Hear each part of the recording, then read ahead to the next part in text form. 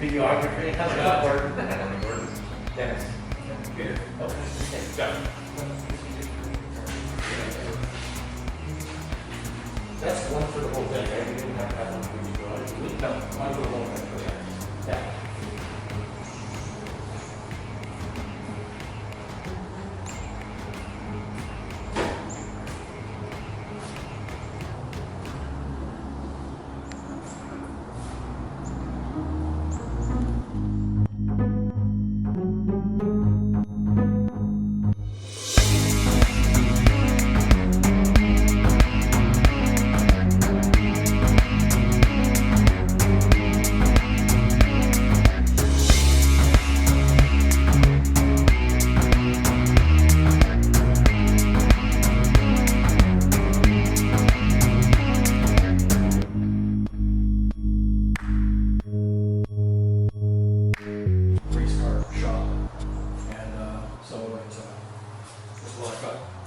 Drains in the floor.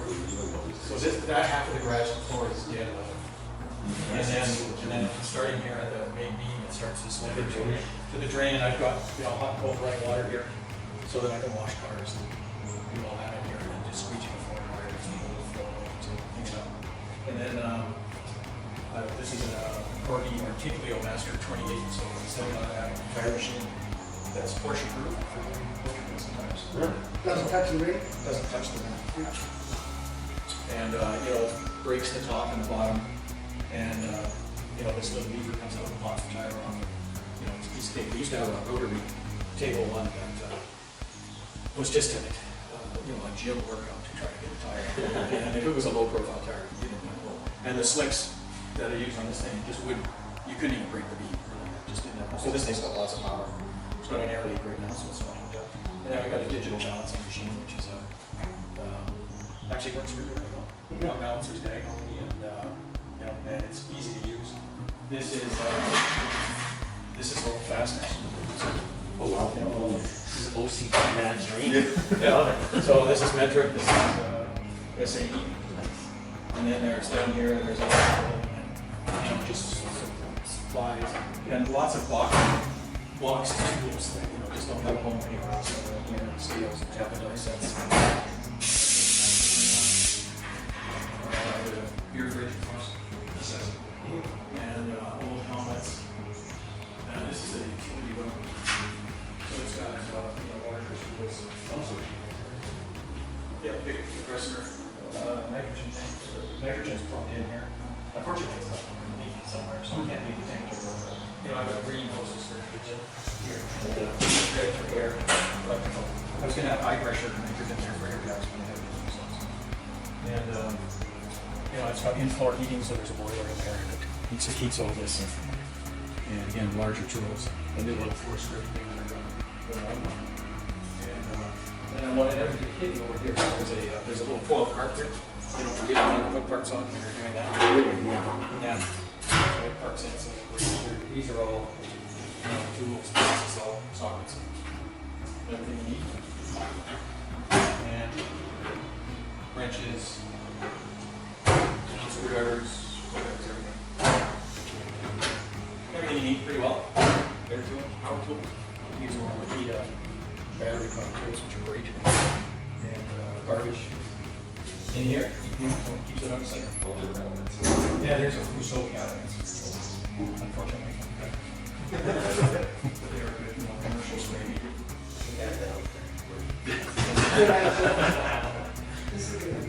Yeah, the beer valve. It's a great work. So I mean, this, I was going to flip it over for the show because I haven't flipped it yet. So I was thinking I might flip it. I don't know, this kind of thing is a nice. It's a little patina, and it's not for show. You find the dirt and stuff that kind of tacks through into the Oh, yeah, it's easy to clean. Okay, yeah. Nothing. I mean, there's some epoxy stuff to it there that we don't really want to take off. This is all alignment equipment. So, and I'm about to do an alignment on this thing. So, these wheel plates basically take off. These are the same height as the tire. So, and then I've got string racks up here, so I string it for measuring toe and just square the chassis with the wheels to make sure it's not go sideways, so you square it all up first and then use this thing to, so we set the toe like this. And measure, the spring will go across here so we can set within, within a fraction of a millimeter. And then this goes on. That shows the camera. Oh, wow. So 3.7 degrees. And so this enables us to, and then we balance it from weight to balance the corners. And so these are scales. So you can weigh it on there. And balance it down. Normally I haven't done it yet today, but I throw 180 pounds in the driver's seat. I have a variety of weights in here. And throw it in the driver's seat and then set all we balance it first, set all the ride heights. These bars here are all ride height bars, so they go in here and then there's points on the chassis underneath where you measure it and set all the ride heights and then balance all the corners so that it's the same weight or close to the same weight diagonally. I can usually get it within 20 pounds. It weighs about, as it sits right now with no wheels and tires on it, 60 pounds. And with driver and fuel and wheels and tires on it, it's about 280. And has 423 horsepower. It's a rocket. Noisy rocket. You ever take one of the something vibration there so you can see? No, the lights fell out. Oh, okay. It's on the repair list. So is your loft up there just storage then? Loft is just storage now. And the cost, right? On the clock, right? Yeah, for when I kick out of the house. Yeah, no, it's just storage. And I had a hell of a time trying to design how to get up there. And I found this ladder, which I think is brilliant. So,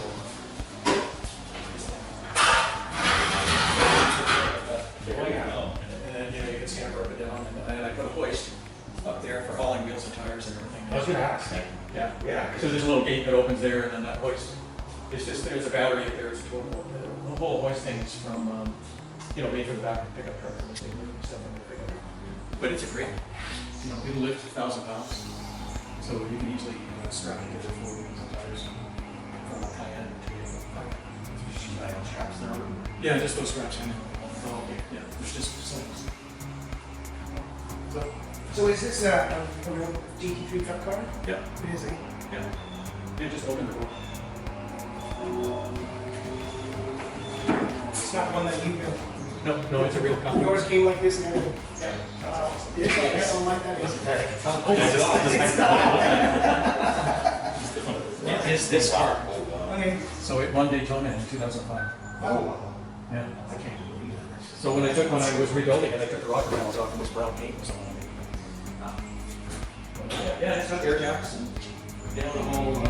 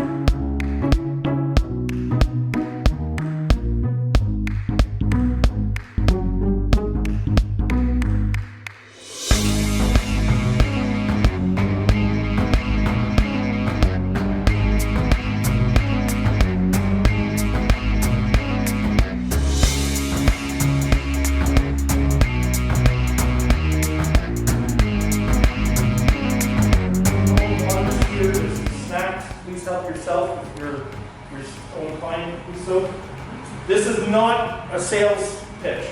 That's not why you're here. Arthur asked if I would just have some folks come through because he wanted one more facility to round out the day. So please feel free to walk around. You can touch and feel and open and close everything. My office is just around the corner there with the barn door. I encourage you all to take a look inside. I turned it into a little bit of a Porsche office theme in there. The washroom is right down the little hall here. So let's have some fun. We can talk about whatever. Now, when I was chatting with Arthur, we talked about masks. So as a speaker, I'm going to take my mask off, so it's a little easier for me to speak and you can hear me. If you want to take your masks off, that's up to you. Let's just social distance. We're all big boys here. Is this your in and out? That's how your people know if you're the officer. That's right. I love it. The rest That's of good, That's good, buddy. I've never thought of that, Jeff's in, Jeff's not. That's awesome. Yeah, that's good. That's actually quite funny. No, that was, I have no place to put it at home anymore. And, You need to put a deck right behind it, out of the office. I love that. That's awesome. That's awesome. So as part of the garage tour, the concept behind it is to talk about your garage, talk about what you've done in your garage, what makes your garage sort of unique, some of the things that you enjoy, some of the things you want to do over the years. So with this facility, we have not been here a year yet. When I was at our other facility, we took pretty good notes of what we liked, what we didn't like. And one of the things we didn't like was the fact we had nowhere to really park. And as our trucks and trailer fleet grew, it became more of an issue. And then with the LRT construction coming in and out of our facility became more and more difficult. And our address was tough to find. It wasn't a perfectly thought out address. So looking at a second home, we thought, well, let's find someplace that has better parking, an address that everyone can find, and let's maybe change it and have more of an open concept. Whereas our previous location was quite modular and compartmentalized. I didn't like the flow of the showroom area. And it was too big. There was a lot of wasted space that we were paying rent on that really didn't benefit us. So The older space was bigger than. yeah, it was about 1,000 feet larger, but this space has a 1/3 acre fenced yard that's exclusively ours. So you gain, you lose one end, yeah. But that's what you need, right? That's what we really needed from a priority perspective. So one of the things about this space that I really enjoyed when I moved in, when I toured through, was the high ceilings, and I love the old cedar and pine and fir ceiling and whatnot that's here.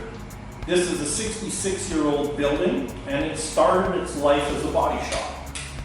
It was a body shop for a long time, until Jerry Newman, who owned Weber Mercedes, Weber Mazda, he purchased this and turned it into the Weber body shop.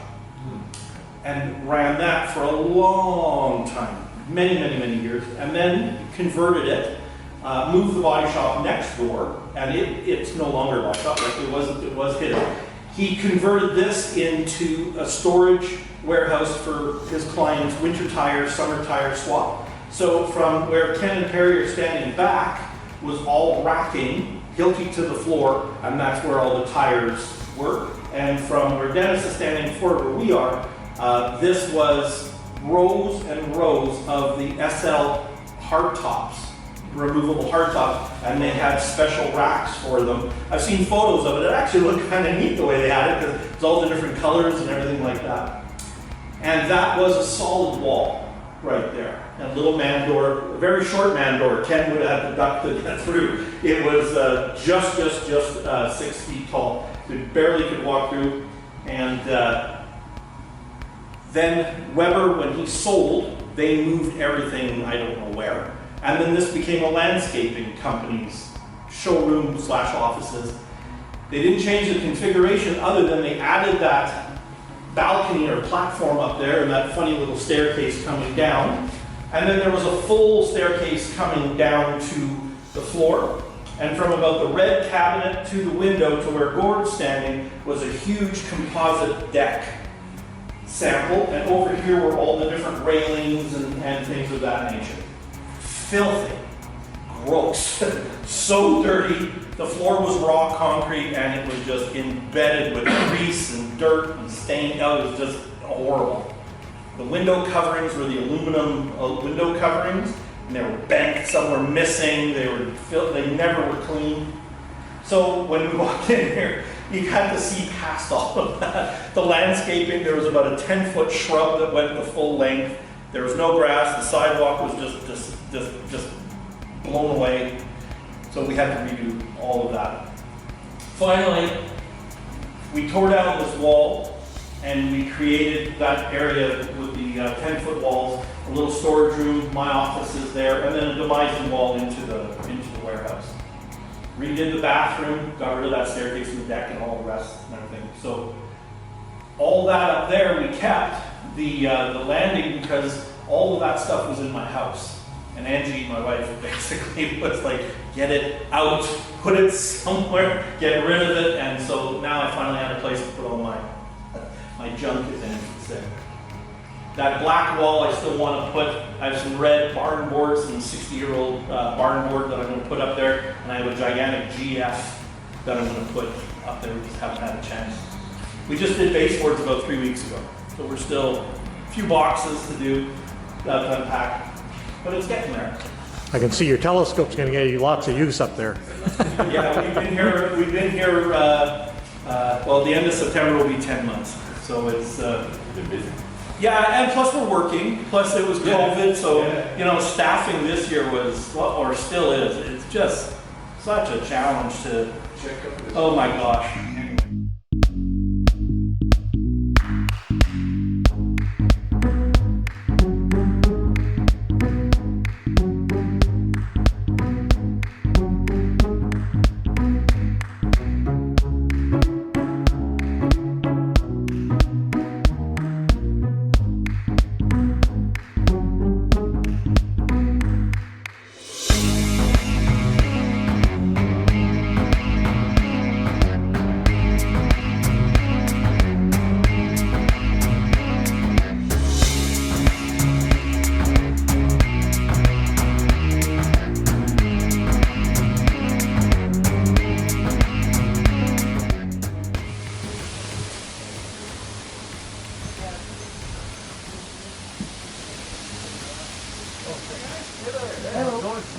I'm Lauren. Hi, Lauren. I don't recognize a lot of people. Harry. Jeff, I met you at the. Oh, that's right. Come on. So, I'll kind of talk about it a bit here. So, we renovated this garage just at the start of COVID. And we wanted to have a garden garage, so we kind of finished with everything. The garden is working on it years. We've been in this house since the 80s. Renovated many times. We had 6 kids. Garage is used for lots of projects. There's water harvesting on all 4 corners, so we don't use any city water for plants. I've got 16 solar panels that I can run from my phone.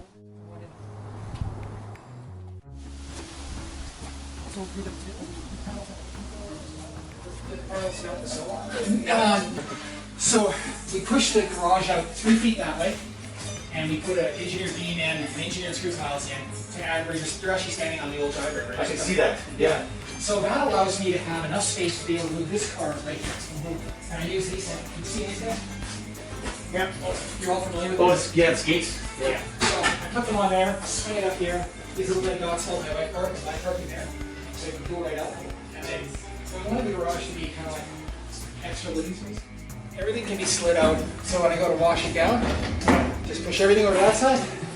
Everything that's on tracks on the wall stays. Some of those, it's got internet stereo in here.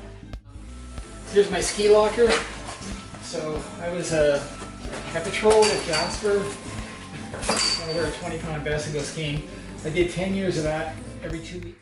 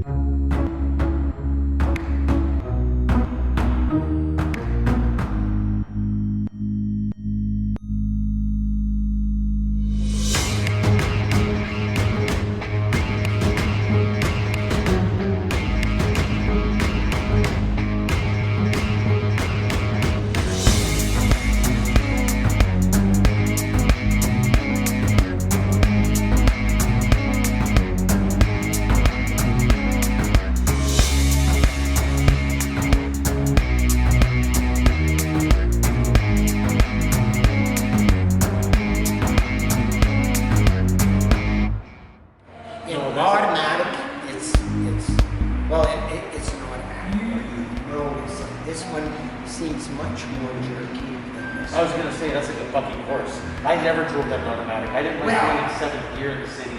The after I got this one, the next year I saw my he lives in Calgary.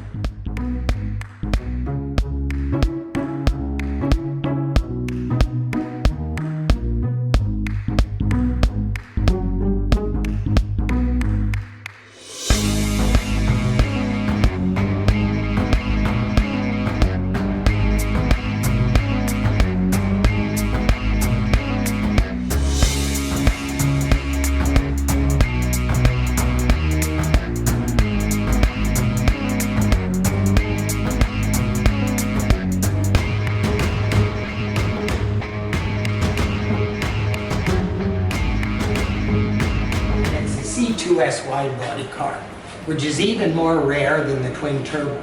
The numbers, I had a 1998 C2S black one. So this was on one of our mountain drives Yeah. or whatever, Yeah. and it was at Lake Louise. So, and this is it too. I took this pic. Well, I took both these pictures. 15 minutes after we left there, we're going down the street and a Yukon is coming towards us and we're doing 85, 90 miles an hour. All of a sudden the lights all flash, so it gets out. No way. Pulls over in front of the first car and all of a sudden, so the next car pulls over behind, the third car pulls over behind, and I'm going right past him. And my wife says, "What are you doing, Norm?" I said, "I'm not frickin' stopping."